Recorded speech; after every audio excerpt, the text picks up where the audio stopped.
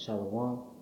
Call her Lord Allah Yahweh by Hashem Yahushua, which means all praises to Yahweh, which is the true name of the Heavenly Father, who you people ignorantly call God, by Hashem in the name of Yahushua, which is the name of the only begotten Son, who you people ignorantly call Jesus Christ.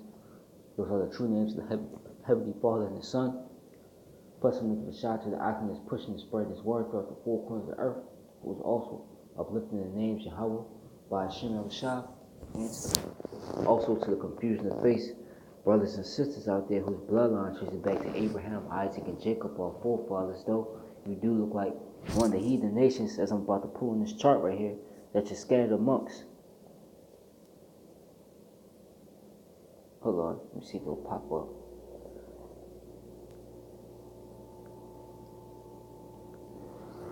These heathen nations, as you see, 2 to 18, okay? Also, if your lineage and your seed line traces back to one of the tribes on this chart, as you see, through the man, and if your spirit bear witness with this word and this truth, and you can receive it to the confusion of face, brothers and sisters, if this do apply to you, you are Israelites, though, once again, you do look like one of the heathen nations. To the few Aqua, once again, you sisters that do listen and learn Shalom. To the elect of the nation of Israel, wherever it may be scattered throughout the four corners of the earth, whose word is going out to, Shalom to you as well. To you so-called Negroes, Latinos, Native Americans, as you see on this chart right here, you combine, consist, and make up the 12 tribes of Israel. You are the Hebrew Israelites. And this is another topic on, real quick, on the RFID chip, okay? And basically, it says Musk Neuralink brain chip project is a fairy tale. Neurosurgeon. So you got 2 Edomites on the screen, okay? So-called white people, okay? And basically this dude right here, he's debunking, or basically saying that this whole idea of a brain chip is a fairy tale, okay? So I'm gonna play, a little bit of this video because it's a 25-minute long video, and I know it's, we're not gonna be on it for all that time. So I'm gonna play parts of it, then I'm gonna skim through to a certain length, and I'm just get the scriptures, okay? So. Hello and welcome to Sophie Cove Visionaries. Me, Sophie Shepard-Natze. Love, hate, our greatest ideas are born in our bodies, one of the most fascinating and complex organ. Today I speak to a man who literally looks into and works with the human brains. Dr. Henry Marsh, one of the world's top neurosurgeons. Dr. Henry Marsh, great pleasure to be here with you in your wonderful, lovely home. Thanks for having us. Pleasure. So I got all the big questions. First of all, I know that you said something like, in medicine in general, you can never really be too certain. And it's true, like if you go to a general practitioner, okay, he prescribes you a drug, and let's see, maybe it works, and if it doesn't, then he'll try another drug. But with, cut and try, it wouldn't quite work that way, would it? Well, as doctors, we deal in probabilities. Nothing is ever certain.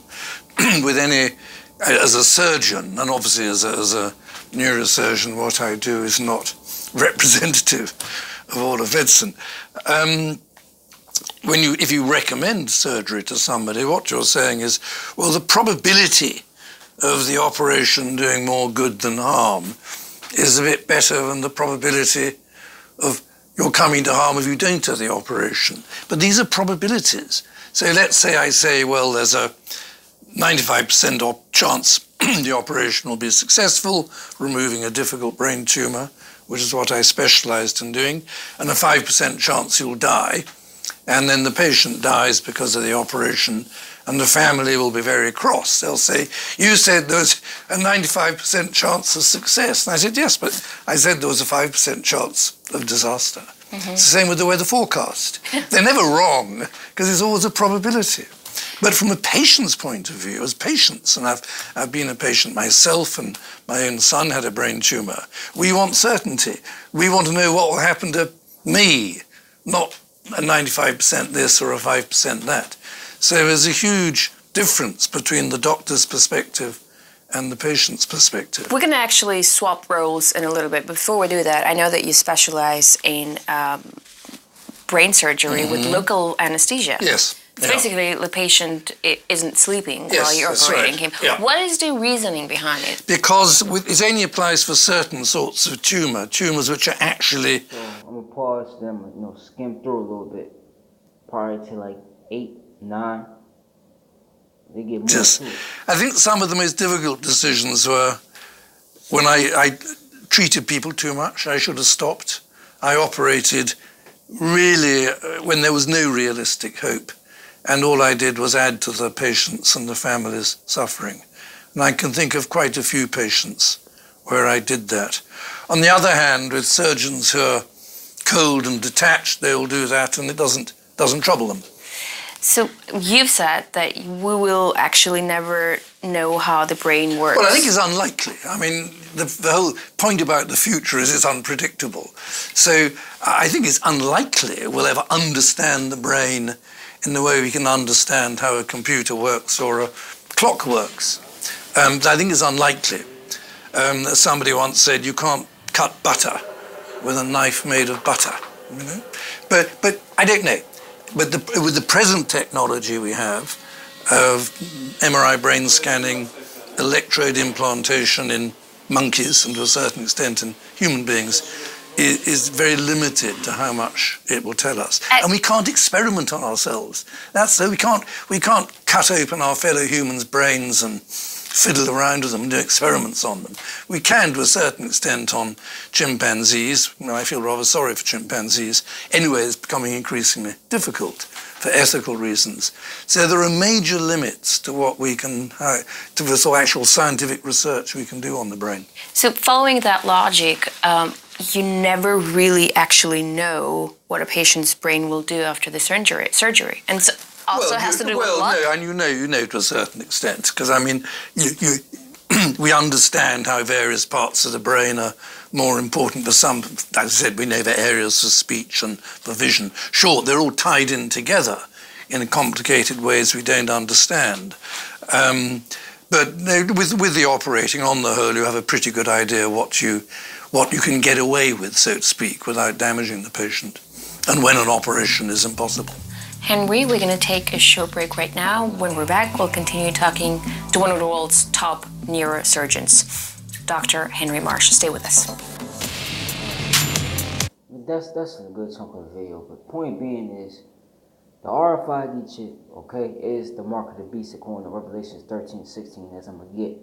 But what's happening here is, I would say Esau, even who is a self-proclaimed white man, okay, the elites, the descendants of the house of Esau, they're basically trying to backtrack. They're basically trying to say that this whole thing about, or just anybody's trying to say, this whole thing about the microchip, going in the brain or going in you, period. Okay, it's just fairy tales.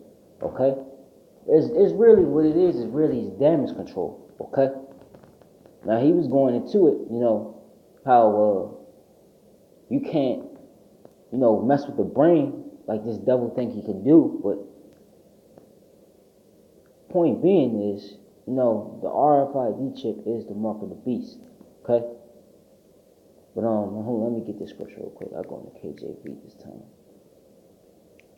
In blue letter.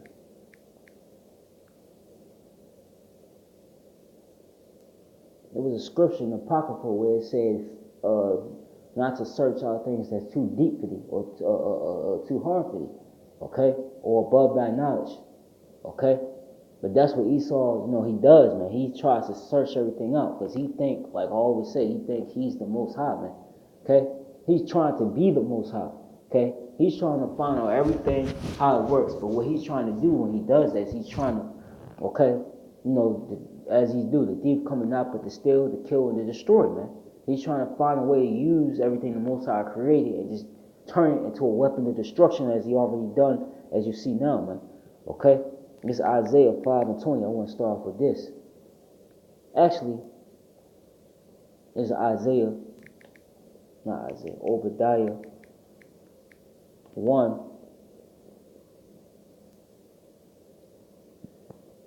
And 6. It says, how are the things of Esau searched out? How is his hidden things sought up, man? And this whole thing surrounding the mark of the beast for so long has been hidden. And then people that does understand what's going on or know what it is, they're talked down. It was considered a conspiracy. Okay, I'm talking about if you go back decades ago, people know, because this whole theory on the mark of the beast has been out. Okay, forever, man. It's been in the workings for forever, man. Okay, it's been in a lot of old school movies. Okay, the mark of the beast has been in a lot of old school movies. A lot of the old school celebrities, old school rappers, including, they even knew what the mark of the beast was. Okay, they knew what's the whole game plan. Okay, but his things are being sought now because his word is going out. Okay, through what? The unicorn, aka the internet, but mainly, okay, because the Lord, as it says in Amos, the 3rd chapter, in the 7th verse, I believe, the Lord does nothing but reveal his secrets to his servants, the prophets, man. Because we in that time now. We in that time of speaking, okay? We in the time of exposing this man for who he is and what he's trying to do, okay? That's how his things are being sought up, okay? And now it's becoming more evident that this word is going out, okay? That in the main end time prophecy, it being, okay, the rfid chip, which is the mark of the beast, and Esau trying to implement a new world order, okay, where he microchip the masses, okay, and tries to, kill off the population down to 500 million people and just microchip the rest of those people, where it could be so-called easily able to control the people, to where he knows your thoughts, he knows your information, your credit, your everything you do, your transactions, everything about you will be on that chip, because he wants to play the Most High. Okay, so now that is coming out, like what that this microchip is in the whole end game, because it's out there now. Everybody knows. When you look on the comment board of videos like this, or like an instance, a video of the protest that's going on worldwide. Okay, you look on the comments, people saying, they'll always talk about the elites. Okay, your Illuminati, if you like to call them. They'll always talk about them. Okay, how this is all them trying to implement, okay, a new world order. Also these school shootings that go on. That's what you see in the comment board. They'll be like, oh, they're trying to bring this new world order, or they're trying to bring in martial law, which is a part of the new world order. Using martial law to basically force it on the people. This but now everybody knows what's going on, what's up now, because his word's going out. Esau is trying to backtrack. Oh, it's a fairy tale. Okay, it's made up, because Esau likes to keep things in the dark. Esau likes to be sneaky about everything, okay? Just like 9/11 and all that stuff. All that was Esau being crafty, okay? 9/11, what they do with 9/11, they took away more of you people's rights, having you believe that they're just trying to protect you in the country.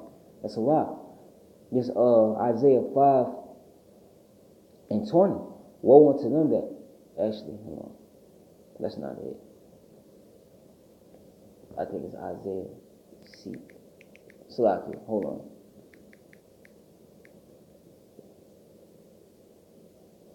Isaiah 29:15, actually. No. Actually, this is Isaiah 29:14. I started. It says, therefore, behold, I will proceed to do a marvelous work among this people, even a marvelous work of wonderful. The wisdom of their wise men shall perish, and the understanding of their prudent men shall be hid. Okay? And that's what's happening. The Lord is putting a marvelous work. We in the time, okay, the man of sin, the son of perdition, being revealed, man. Esau, Edom, so-called white man. He's being revealed, man. Okay? And it's all the Lord's doing, because it's that time. And that time of Esau being revealed before he be overthrown by Yahushua. Okay? It says, woe unto them that seek deep. And one thing before I read this, his knowledge, his so-called understanding, his ways of being crafty, okay, is perishing, man. This man's getting exposed left and right because it's a higher power that's doing it. Because you see, if it wasn't a higher power that's doing it, Esau would have done like he did hundreds and hundreds of years, just cover up everything, and people would never know. Okay, but it's all okay. The spirit of Yahushua that's on the earth. Okay, it's the 15th verse. Woe unto them that seek deep to hide their counsel from the Lord Yahweh, and their works are in the dark, and they say, who seeth us and who knoweth us? Okay, That's Esau. That's what he's trying to do. He's trying to backtrack. He's trying to offset prophecy, as you see. Okay? Continually, he's trying to do that. He's trying to vex, okay, this word going out, but it's not working. Okay? And it's saying destruction onto you for trying to hide your counsel. Okay? Real quick. In the Apocrypha.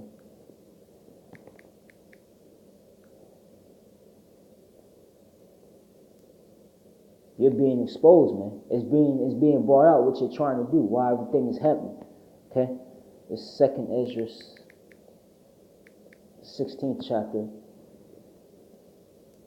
But you can't hide, okay, what you're trying to do from them. You could fool the masses, okay? Because the Lord got this spirit of slumber on these people. But you can't fool Yahweh Shah. Okay? It's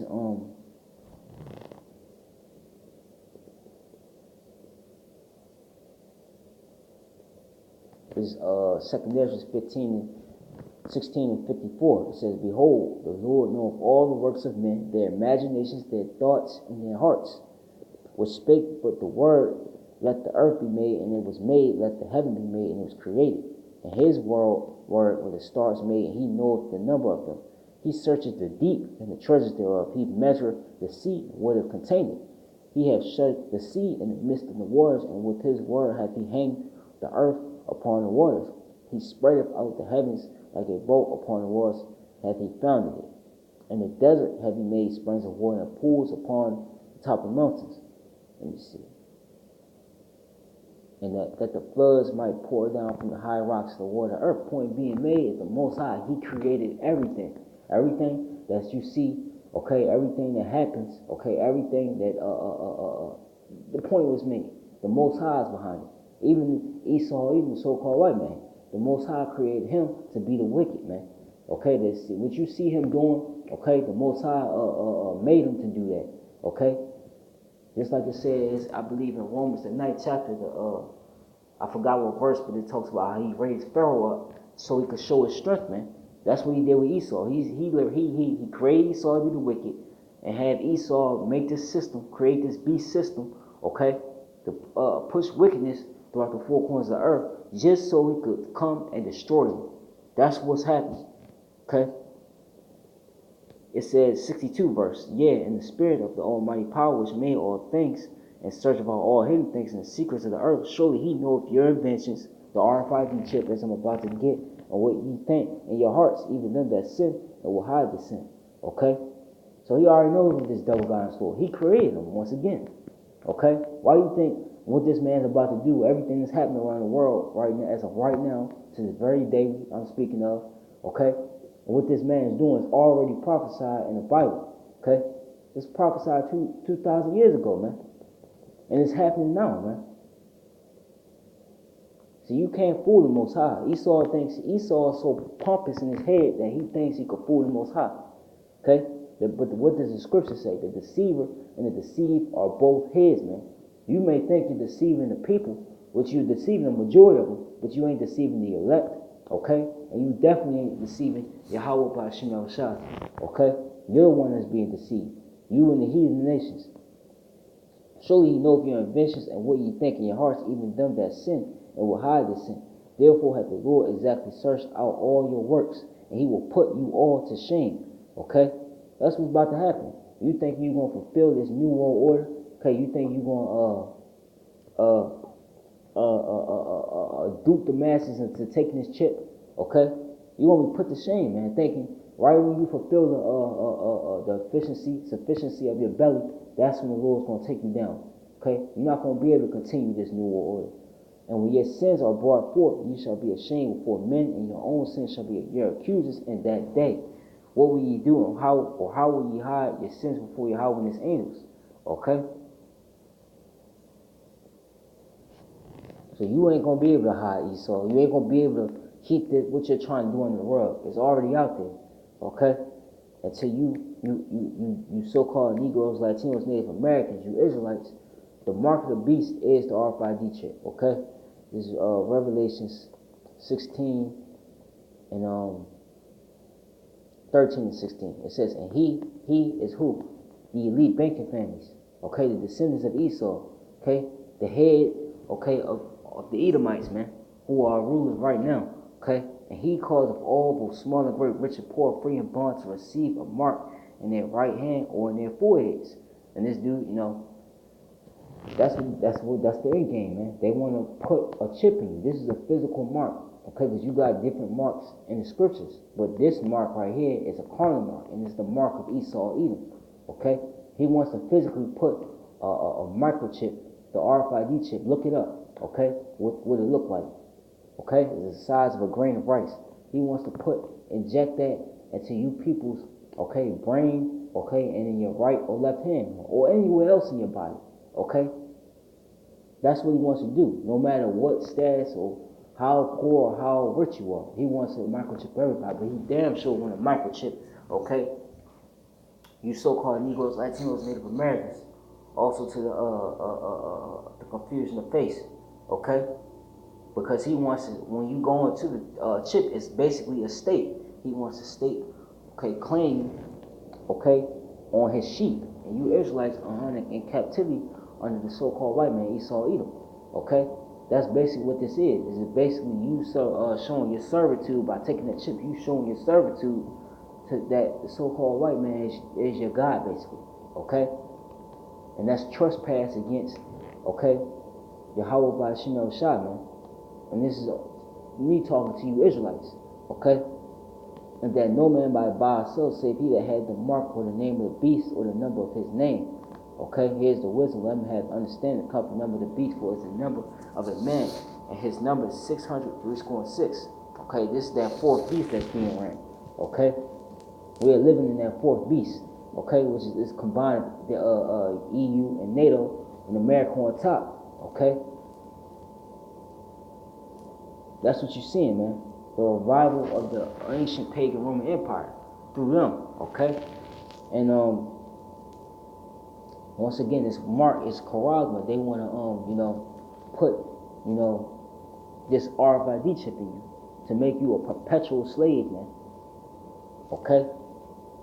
That's what it all boils down to, to make the masses, mainly you Israelites, a perpetual slave to him. And the scriptures compare the nation of Israel as a delicate and comely woman. Okay, a tender and delicate and comely woman, We are the Most High's woman. The nation of Israel is the Most High's woman. Okay, Yahweh's woman. Okay? And you taking this chip is you basically committing what? Spiritual adultery. Spiritual fornication. Okay? You basically cheating on the Most High with Esau if you take this chip. You so-called Negroes, Latinos, Native Americans. And because when you do that, this is what you're going to reap. This is Revelation 14:9, and the third angel followed them, saying with a loud voice, if any man worship the beast and his image, the system that you see in place, okay, and receive his mark in his head, and his forehead or in his hand, the same shall drink of the wine of the wrath of Yahweh, which is poured without mixture, into the cup of his indignation. He shall be tormented with fire and brimstone, in the presence of the holy angels, in the presence of the Lamb. The missiles that these nations are going to shoot at America, Babylon the Great, that's what you want to feel. You want to feel that fire, man. The Lord is going to make you feel that fire, man. You ain't just going to die like you see in Terminator 2 Judgment Day when Linda Hamilton, she did feel it. That's how you going to feel it. You want to feel this, your body, your flesh, and everything just burning. You're just going to be screaming, man. Okay?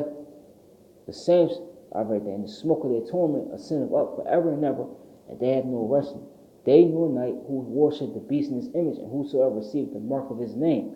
Okay? And that's the thing. That's what's going to happen to you Israelites that sell out, basically, which you to continue to sell out to the system, and you take that chip. The Lord's going to burn you. You thinking you in a good case because you took that chip. You're not in a good case. You're going to get burnt to a crisp by Yahweh, man, if you take that chip. Okay? So, call Halal Allah, Yahweh by Shemel Shah, Yahweh Ratazadis Edifying, Shalom to the elect.